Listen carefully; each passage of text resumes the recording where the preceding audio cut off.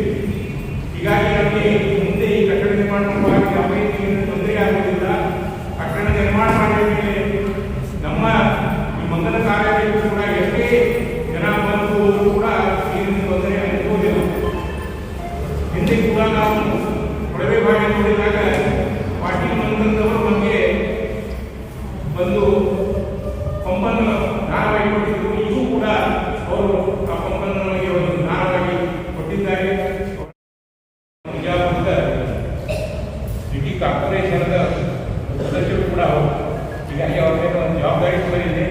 ನಮ್ಮ ಈ ಭಾಗದ ಅವರ ಸದಸ್ಯರೆಲ್ಲರೂ ಕೂಡ ಅನೇಕ ಕೆಲಸಗಳನ್ನು ನಮ್ಮ ಮಠಕ್ಕೆ ಆಗಾಗ ಹೇಳಿದ ಕೆಲಸಗಳನ್ನು ಮಾಡ್ತಾ ಇದ್ದಾರೆ. ನಮಸ್ಕಾರ ವೀಕ್ಷಕರೇ, ಸಾಯಂಕಾಲ ಎಕ್ಸ್‌ಪ್ರೆಸ್ಗೆ ಸ್ವಾಗತ. ನಾನು ಯೂಸುಫ್ ನೆವಾರ್. ವೀಕ್ಷಕರೇ, ಇವತ್ತು ವಿಜಯಪುರ ದಿವಿಟಗೇರಿ ಗಲ್ಲಿಯಲ್ಲಿ ಏನು ಪರಮ ಪೂಜ್ಯ ಶ್ರೀ ಗುರು ರಾಘವೇಂದ್ರ ಶ್ರೀಗಳ ಸನ್ನಿಧಿಯಲ್ಲಿ ಸುವರ್ಣ ಮಹೋತ್ಸವ ಕಾರ್ಯಕ್ರಮಕ್ಕೆ ಪೇಜಾವರ ಶ್ರೀ ಪ್ರಸನ್ನ ತೀರ್ಥ ಶ್ರೀಗಳು ಇಲ್ಲಿಗೆ ಆಗಮಿಸಲಿದ್ದಾರೆ. ಹಾಗಾಗಿ ಅವರಿಗೆ ಒಂದಿಷ್ಟು ವಿಷಯಗಳನ್ನ ಕುರಿತಾಗಿ ಅವರ ಒಂದು ಆಶೀರ್ವಾದವನ್ನ ಪಡೆದಂತಹ ಇಲ್ಲಿ ಪರಮ ಭಕ್ತರು ಹಾಗೂ ಅವರು ಏನು ನಮಗೆ ಸಂದೇಶವನ್ನ ನೀಡ್ತಾರೆ ಅನ್ನೋದು ಬಹಳ ಮುಖ್ಯವಾಗಿದೆ. ಹಾಗಾಗಿ ಅವರನ್ನ ಕೇಳೋಣ. ಶ್ರೀಗಳೇ ನಮಸ್ಕಾರ. ಶ್ರೀಗಳೇ, ಈಗಿನ ಕಾಲಘಟ್ಟದಲ್ಲಿ ಇಲ್ಲಿ ತಾವು ಬಂದಿದ್ದೀರಿ ದಿವಿಟಗೇರಿ ಗಲ್ಲಿಗೆ, ಮತ್ತು ಪ್ರಮುಖವಾಗಿ ಈಗ ಗುರು ಶ್ರೀ ರಾಘವೇಂದ್ರ ಶ್ರೀಗಳ ಈ ಸುವರ್ಣ ಮಹೋತ್ಸವ ಕಾರ್ಯಕ್ರಮಕ್ಕೆ ತಮ್ಮ ಸಂದೇಶ ಏನು? ದಿವಿಟಗೇರಿ ರಾಯರ ಮಠ ಇವತ್ತು ಸುವರ್ಣ ಮಹೋತ್ಸವವನ್ನು ಆಚರಿಸ್ತಾ ಇರುವ ವಿಷಯ ನಮಗೆಲ್ಲರಿಗೂ ಕೂಡ ಅತ್ಯಂತ ಸಂತೋಷ ತರುವ ವಿಷಯ.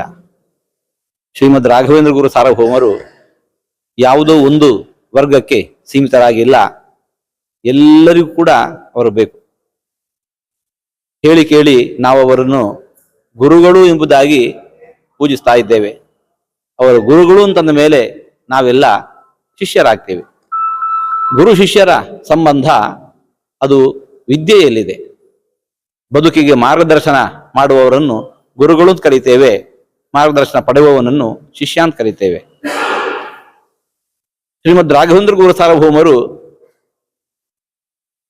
ಬಯಸಿ ಬರುವ ಎಲ್ಲ ಭಕ್ತರಿಗೆ ಅವರೆಲ್ಲ ಸಂಕಷ್ಟಗಳನ್ನು ದೂರ ಮಾಡಿ, ನೀವು ನೋಡಿ ಈ ಧಾರ್ಮಿಕತೆಯ ದಾರಿಯಲ್ಲಿ ನಡೆಯಿರಿ, ಆ ಮೂಲಕ ಮಾತ್ರ ಸಮಾಜಕ್ಕೆ ಒಳಿತ ಆಗತ್ತೆ ಅಂತ ಹೇಳಿಕೊಂಡು ಮಾರ್ಗದರ್ಶನ ಮಾಡ್ತಾ ಇದ್ದಾರೆ. ಬರಿದೇ ಕೇಳಿದವರ ಬಯಕೆಗಳನ್ನು ಈಡೇರಿಸುವುದಷ್ಟೇ ಅವರ ಉದ್ದೇಶ ಅಲ್ಲ. ಅದನ್ನು ಯಾಕೆ ಮಾಡ್ತಾ ಇದ್ದಾರೆ ಅಂತಂದ್ರೆ, ಎಲ್ಲರೂ ಕೂಡ ದೇವರ ದಾರಿಯಲ್ಲಿ ಭಗವಂತನನ್ನು ಮುಂದಿಟ್ಟುಕೊಂಡು ನಡೆಯಿರಿ, ಧರ್ಮ ದೇವರು ಇದನ್ನು ನಂಬಿಕೊಂಡು ಬದುಕ್ರಿ. ಆ ಮೂಲಕ ಮಾತ್ರ ಸಮಾಜದಲ್ಲಿ ಶಾಂತಿ ನೆಮ್ಮದಿ ಅದು ಸಿಗಲಿಕ್ಕೆ ಸಾಧ್ಯ. ಹಾಗೆ ಎಲ್ಲರೂ ಸರಿದಾರಿಯಲ್ಲಿ ಬನ್ನಿ ಅಂತ ಕರೀತಾ ಇದ್ದಾರೆ. ಆ ನಿಟ್ಟಿನಲ್ಲಿ ಈ ರಾಯರ ಮಠ ಇವತ್ತು ಸುವರ್ಣ ಮಹೋತ್ಸವವನ್ನು ನಡೆಸ್ತಾ ಇರುವ ವಿಚಾರ ಅತ್ಯಂತ ಸಂತೋಷಕರವಾದದ್ದಾಗಿದೆ. ಎಲ್ಲರೂ ಕೂಡ ಸರಿದಾರಿ ಗುರುಗಳು ತೋರಿದ ಮಾರ್ಗದರ್ಶನದಲ್ಲಿ ನಡೆಯುವ ಪ್ರಯತ್ನ ಮಾಡೋಣ. ಈಗಿನ ಕೆಲವೊಂದು ಯುವಕರು ದಾರಿ ತಪ್ತಾ ಇದ್ದಾರೆ, ಸಮಾಜದ ಎಲ್ಲೋ ಒಂದು ಕಡೆ ದಾರಿ ತಪ್ತಾ ಇದ್ದಾರೆ. ಯುವಕರು ಈ ಆಧ್ಯಾತ್ಮಿಕ ಮತ್ತು ರಾಜಕಾರಣದ ಹಿಂದೆ ಬಿದ್ದು ಆಧ್ಯಾತ್ಮವನ್ನ ಮರೆತಿದ್ದಾರೆ. ಈ ರೀತಿ ಸಮಸ್ಯೆಗಳು ಸಾಕಷ್ಟು ಕರ್ನಾಟಕ ರಾಜ್ಯದಲ್ಲಿ ಈ ಯುವಕರು ದಾರಿ ತಪ್ತಾ ಇರೋದು ತಮ್ಮ ಗಮನಕ್ಕೆ ಇದೆ ಅಂತ ಅನ್ಕೋತೀನಿ. ಅದಕ್ಕೆ ತಮ್ಮ ಸಂದೇಶ ಯಾವ ರೀತಿ?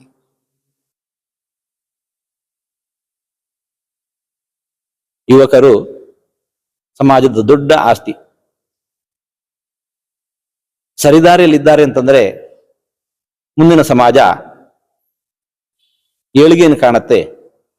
ಯುವಕರೇ ದಾರಿ ತಪ್ಪಿದ್ರು ಅಂತಂದ್ರೆ ಸಮಾಜಕ್ಕೆ ಭವಿಷ್ಯ ಇಲ್ಲ. ಮನಸ್ಸು ಹೇಗೋ ಹಾಗೆ ಸರಿದಾರಿಯಲ್ಲಿ ಅದನ್ನು ಕೊಂಡೊಯ್ದೆವು ಅಂತಂದ್ರೆ ವ್ಯಕ್ತಿಗೆ ಏಳಿಗೆ, ದುರ್ಮಾರ್ಗದಲ್ಲದನ್ನು ಒಯ್ದೆವು ಅಂತಂದ್ರೆ, ಕಳುಹಿಸಿದೆವು ಅಂತಂದ್ರೆ ಅದರಿಂದ ಸಮಾಜಕ್ಕೆ ವ್ಯಕ್ತಿಗೆ ಕೆಡುಕು. ಈ ಯುವಜನ ಅಂಗ ಮನಸ್ಸಿನ ಹಾಗೆ, ಅದು ಸರಿದಾರಿಯಲ್ಲಿ ಪ್ರವಹಿಸ್ತಾ ಇದೆ ಅಂತಂದ್ರೆ ಬೇಕಾದನ್ನು ಸಾಧಿಸಬಹುದು. ತಪ್ಪು ದಾರಿಯಲ್ಲಿ ಸಂಚರಿಸಿತು ಅಂತಂದ್ರೆ ಆ ಸಮಾಜವನ್ನು ಉದ್ಧರಿಸಲಿಕ್ಕೆ ಯಾರಿಂದಲೂ ಸಾಧ್ಯ ಇಲ್ಲ. ಹಾಗಾಗಿ ಯುವಕರು ಸಮಾಜದ ಭವಿಷ್ಯದಲ್ಲಿ ತಮ್ಮ ಪಾತ್ರವನ್ನು ಅರಿತು ಸರಿದಾರಿಯಲ್ಲಿ ನಡೆಯಲಿ ಅಂತ ಆಶಿಸ್ತಾ ಇದ್ದೀನಿ. ಪ್ರಮುಖವಾಗಿ ಈಗ ರಾಜಕಾರಣದ ಮಧ್ಯೆ ಇದು ಎಲ್ಲವೂ ಕೂಡ ಅಂದ್ರೆ ಒಂದು ಸಮಾಜವನ್ನ ಇನ್ನೊಂದು ಸಮಾಜವನ್ನ ದೂಷಿಸುವುದು ಮತ್ತು ಇನ್ನೊಂದು ಸಮಾಜವನ್ನ ಮತ್ತೊಂದು ಸಮಾಜಕ್ಕೆ ದೂಷಿಸಿ ಈಗ ಹಿಂದೂ ಸಮಾಜವನ್ನ ಒಡೆಯುವಂತಹ ಪ್ರಯತ್ನ ನಡೀತಾ ಇದೆಯಾ ಗುರುಗಳೇ? ಹೇಳುವುದಿಲ್ಲ. ಇದಿಷ್ಟು ಶ್ರೀಗಳು ಬಹಳ ಸೌಮ್ಯವಾಗಿ ತಮ್ಮ ಒಂದು ವಿಷಯವನ್ನ ಪ್ರಸ್ತಾಪ ಮಾಡಿದ್ದಾರೆ. ಒಟ್ಟಾರೆಯಾಗಿ ಶ್ರೀಗಳು ಯುವಕರನ್ನ ಒಳ್ಳೆ ಮಾರ್ಗದರ್ಶನ ಕೊಡುವುದರ ಮೂಲಕ ತಮ್ಮ ಅಭಿಪ್ರಾಯವನ್ನ ವ್ಯಕ್ತಪಡಿಸಿದ್ದಾರೆ. ಸಾಯಂಕಾಲ ಎಕ್ಸ್‌ಪ್ರೆಸ್, ವಿಜಯಪುರ. ಯಾರ ಪರವೂ ಅಲ್ಲ, ಯಾರ ವಿರುದ್ಧವೂ ಅಲ್ಲ. ಸಾಯಂಕಾಲ ಎಕ್ಸ್‌ಪ್ರೆಸ್, ಇದು ಜನಪರ.